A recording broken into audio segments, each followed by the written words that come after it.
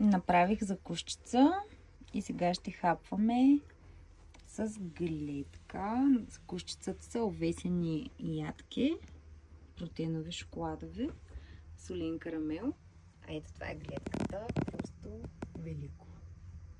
Велико, хора, велико. Хей! Бохо семейство! Добре дошли в нов епизод от поредицата ми из Европа с кемпервана. Пак сме в Доломитите. Това е пореден епизод от тук. Мисля, че ще бъде последен, защото ще посетим още 2-3 места максимум и след това потегляме към следващата държава. В момента вървя към една от най-големите забележителности тук, Чинкве Тори. Вървим по пътека в горичката. Сутринта завърших предишния влог от там, където бяхме, а именно Джао Пас. Оп, тук има един водопад. Ето го водопада.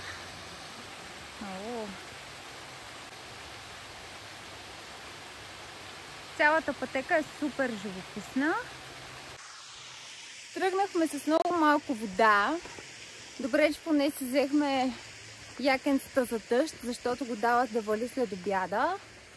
И се надяваме, че след това ще можем да отидем някъде да изсипем сивата вода, да изчистим тоалетната, да си сипем много чиста вода.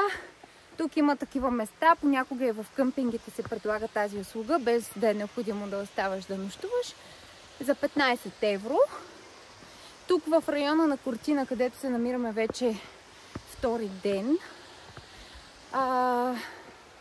не е нужно да си на къмпинг или на платен паркинг, защото има доста безплатни места за спиране. Така че сме добре, но днес след този хайк ще ходим, може би, да хапваме пица някъде. Така че останете с нас.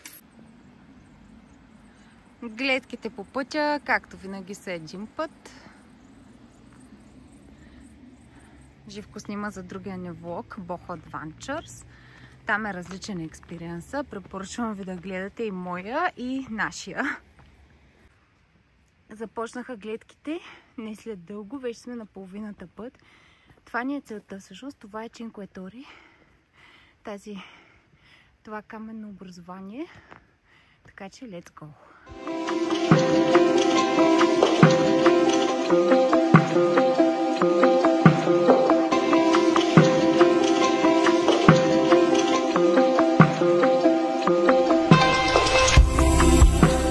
И така седнахме на хижа. Тук горе, буквално гледката ни е към Чинкве Тори, но се задава дъжд и затова решихме да седнем и да изчакаме, понеже се изпочихме, особено по последния баир. Тук повечето хора идват с лифт, но ние не сме от тях и катериме от ден едно, като не видели.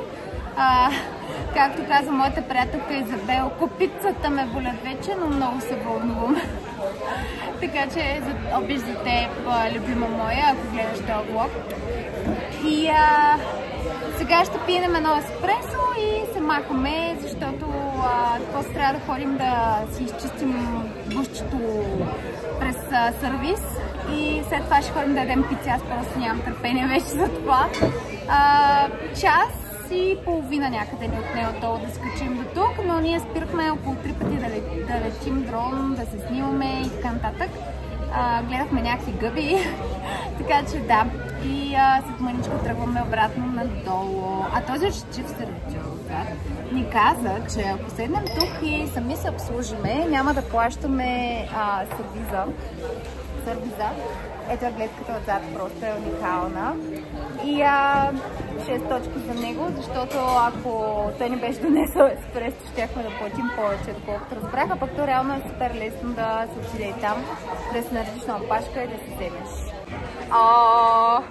Най-хубавото нещо за деня.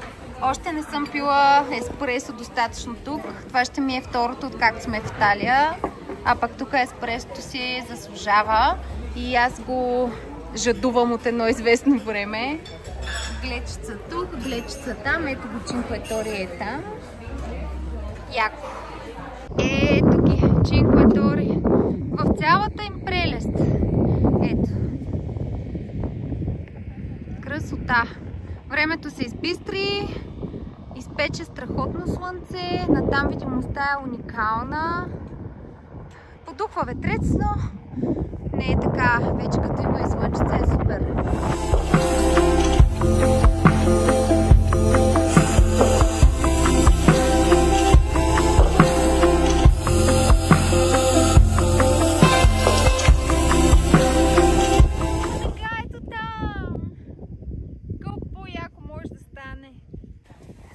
И така, дами и господа, пред вашите екрани виждате убежища насред Чинкве Тори от Първата световна война. Много историческо място и ние сега ще минем покрай тях и ще ви ги покажа по-отблизо. Ето табелката, в която са описани по-подробно нещата. Точно тук е имало убежища по време на Първата световна война. Поне това разбирам аз от табелата. Der Erste Weltkrieg, The Great War, Le Grande Guerra. И тук е показано как това са били убежища на ранените по време на Първата световна война. Тук са почивали.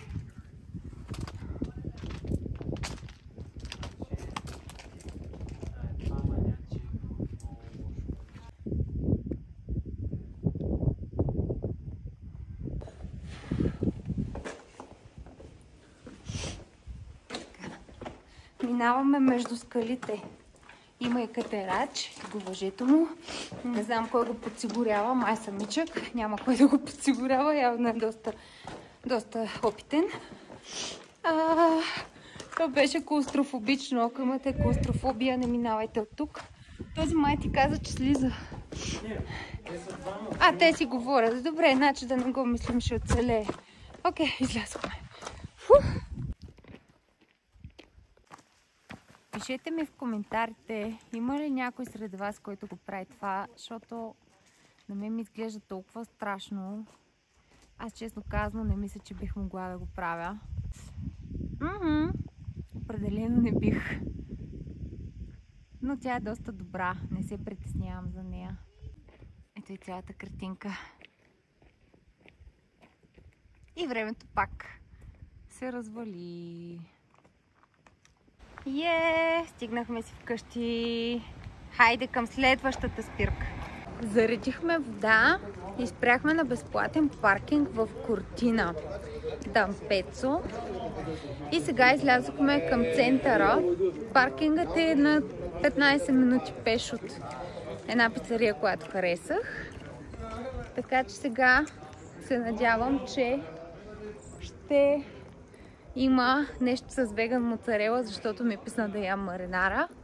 Въпреки, че не ми е писнало чак, но бих искала да ям пица с веган моцарела.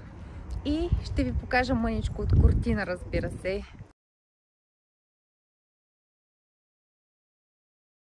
Супер красиво градче.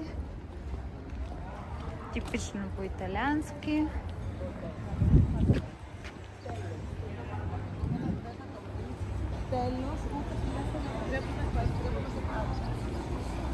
Това трябва да е главната улица.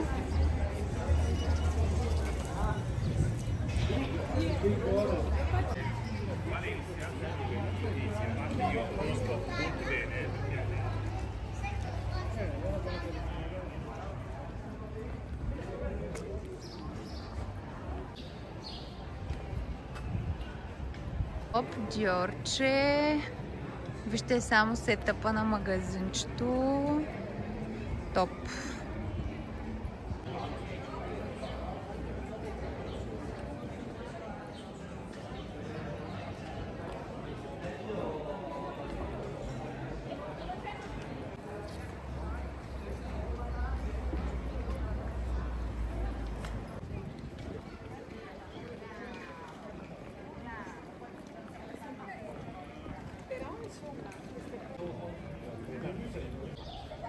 Това магазинче привлича вниманието ми повече от Луи Вуитон и другите там марки.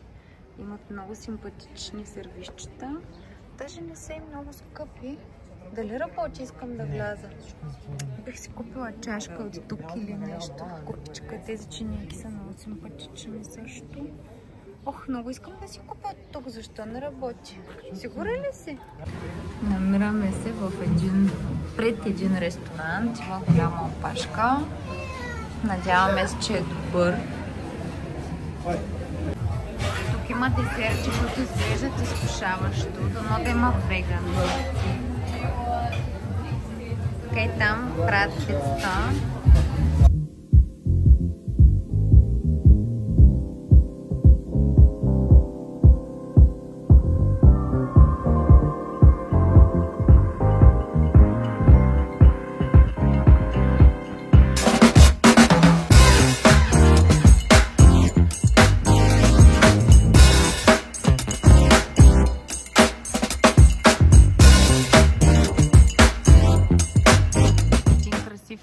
Залез за лека нощ и ще се видим утре.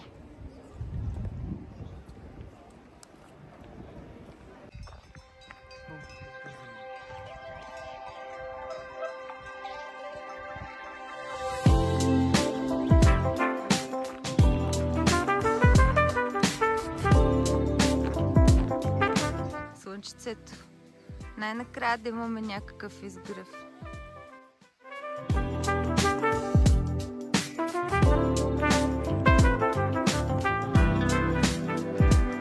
Quanta saudade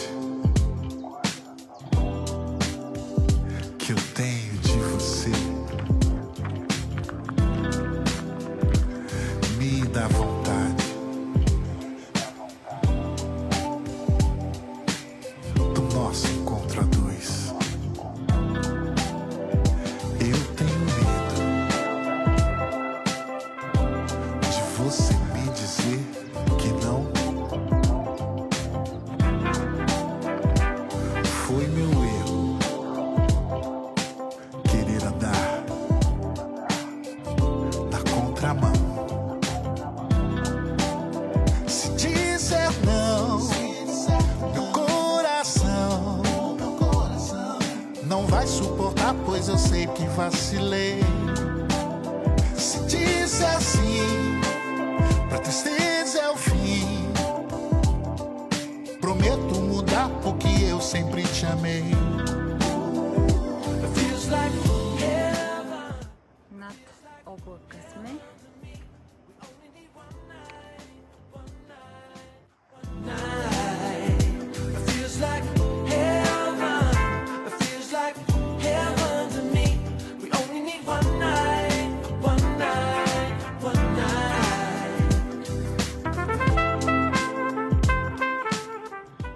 Въобще не става ясно колко е високо, обаче е това там. Трябва да са езерото Мисури надолу и тук. С тази постройка. Това трябва да е Чинкве Тори, ако не се лъжа, а тук трябва да са Тречиме. И пристигнахме на езерото Сорапис. Pra tristeza é o fim. Prometo mudar porque eu sempre te amei. Feels like heaven. Feels like heaven to me. We only need one night, one night, one night. Feels like heaven. Feels like heaven to me. We only need one night, one night, one night. Закуска с гледка. Se diz assim, pra tristeza é o fim. Prometo mudar porque eu sempre te amei.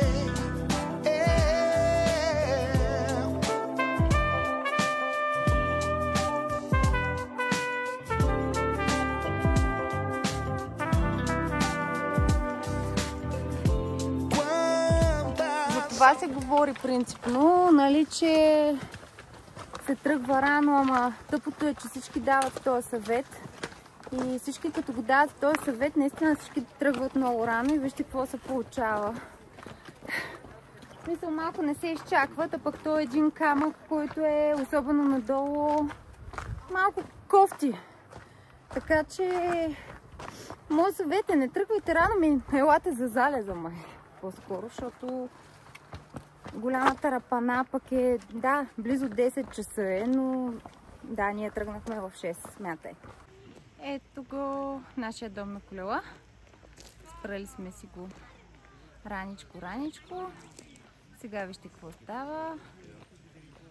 Много голяма лудница. И така, мили хора, направих си матча, вече сме обратно в бушчето. Ето ме, в леглото съм. Тук положението е долу-горе, подредено. Не съвсем. Накиснала съм киноа в оная тенджерка. Спрели сме на паркинг.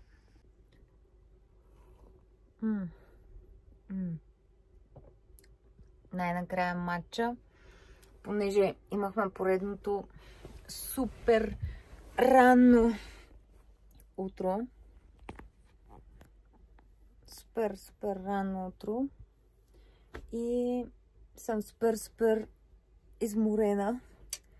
И мисля, ето тук сега да се опъна и да си обработвам влоговете и да наваксвам с малко сторита, защото това беше 4 часа и 45 минутен хайк до езерото Сорапис. Аз не знам дали ви казах, всъщност май не ви се включих по-рано.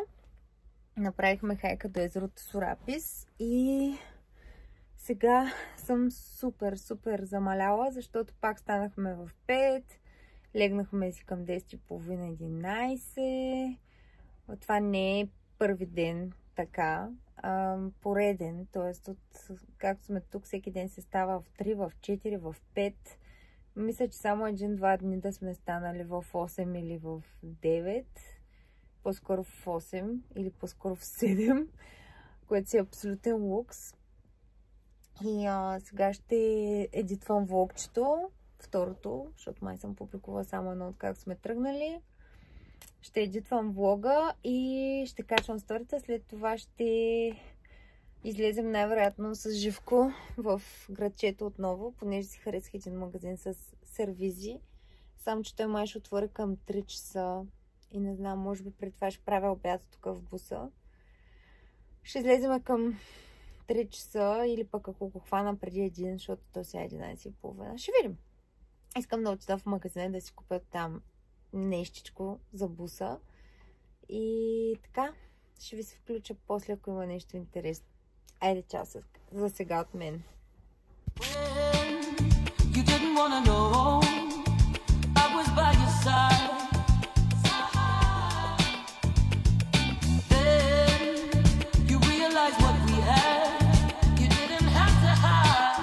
Ами това е положението. Излежавахме се, едитвах влог, едитвах сторита, обладняха ни тупетата и какво да правим? Айде пица да ядем. Прегрешавам вече за 4-ти път, обаче то когато не ядеш глутен пица като си в Италия, не знам кога и къде. И сега ще пробвам различна. Седнахме на едно друго заведение сега. Между другото, вчерашното беше уникално. Сега ще видим това. Вчерашното се казваше Пронто или нещо от типа. Аз мисля, че се видя на менюто, като го показвах. Това беше ресторант пицерия Чинкуетори.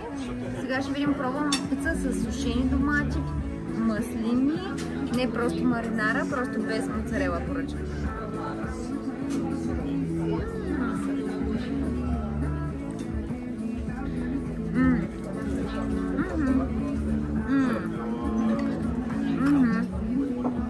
Да, много е приятно. И пак е супер вкусна, супер добра е. Ние да видим сега така, че по-лесно. Да видим така, че по-лесно. Не е по-лесно. Сега. Тук е много тънка коричката, по-тънка от вчерашната почти.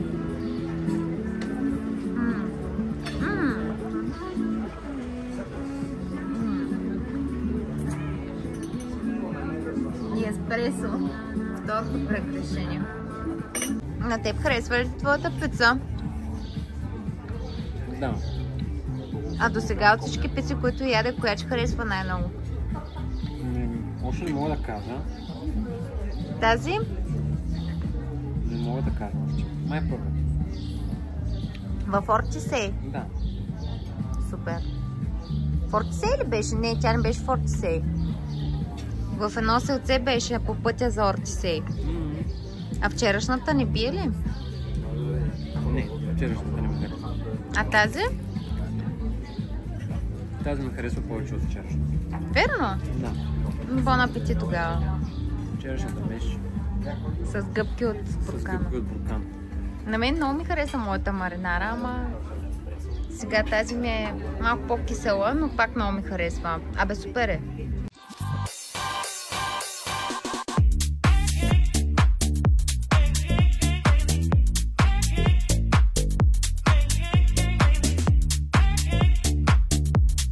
Залепих се още вчера и май си харесах чинийки, чашчици, купички. Ето от този стил мисля да си взема за бушчето, защото ще ме стане за спомен от година.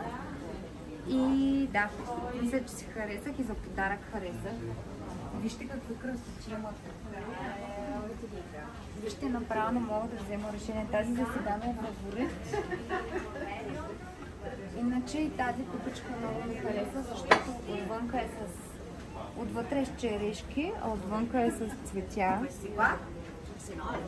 Много красиво е.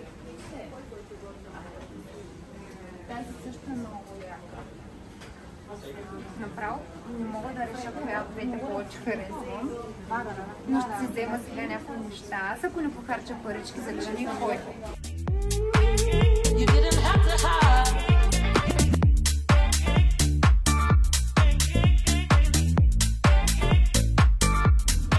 Добро утро!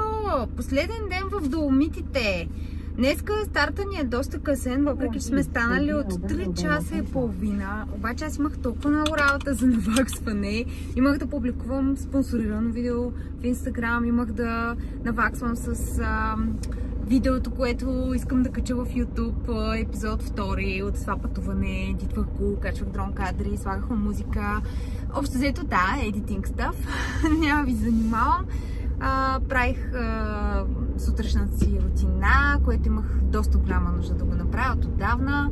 Наистина ми се отрази супер, направих си лимфното раздвижване, масаж на лицето, абе топ-топ. Закусихме, оправихме багажа, стегнахме бушчето и сега пътуваме към предпоследната ни спирка тук. Един водопад, който бях харесала от едно видео в YouTube, много ми хареса и сега отиваме там. Мисля, че хайк ще е около час 15 минути, нещо такова.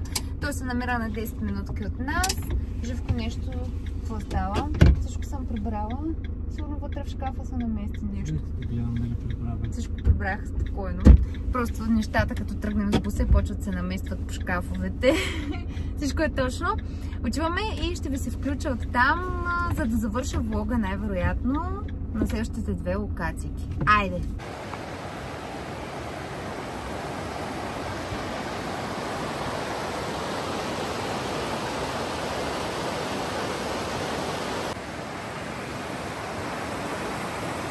Еволя! Красивият водопад Каскада ди Фонес. Виждаме го от високо. Не съм сигурна, но мисля, че има и път додолу. Ето там виждам хората, които слизат. Така че по принцип може и додолу да се отиде. Да, със сигурност.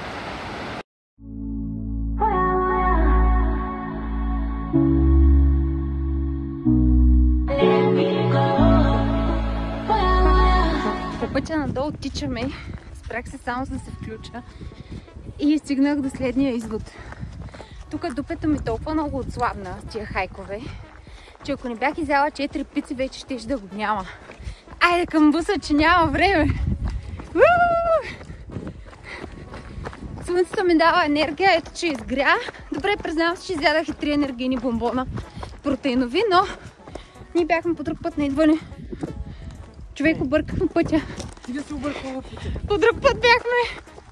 Нямаше го това. Нищо, давай. Сега ще отвориме. О, трябва да си ще погледнем, ама това не го помна. Пейката е помна. Let's go! Goats!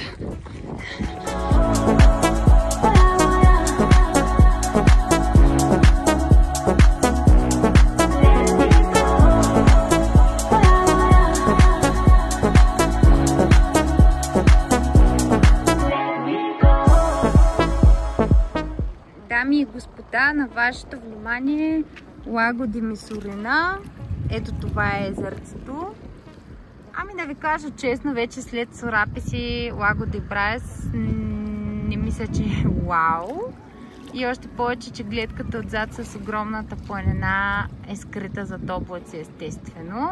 Но въпреки това пак е красиво и много се радвам, че все пак дойдохме да го видим, защото сме толкова близо. Не можех да тръгна без да го видим. То беше по план, трябваше първо тук да има и пиленца.